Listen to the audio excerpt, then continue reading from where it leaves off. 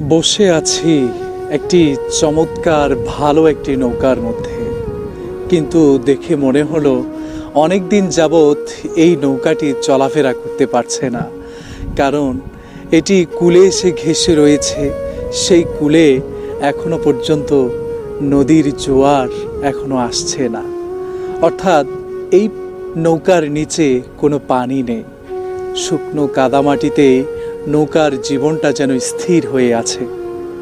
ঠিক তেমনিভাবে একজন মানুষ দুনিয়াতে বিচরণ করতে পারে, চলাফেরা করতে পারে, অনেক কিছুই করতে পারে, তবে মহান রব তার সৃষ্টিকর্তার যদি রহমত যদি না থাকে, বরকত যদি না থাকে, তাহলে তার জীবনটাও ঠিক এই নৌকার মতো থেমে থাকবে।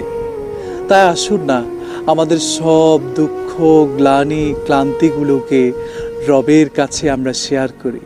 রবের কাছে বলে দেই, ইয়া রব্বি, আমাদেরকে রহমত দান করুন, বরকত দান করুন, আমাদের জীবনের সব দুঃখ, কষ্ট, গ্লানিগুলোকে দূর করে দিন ইয়া রব।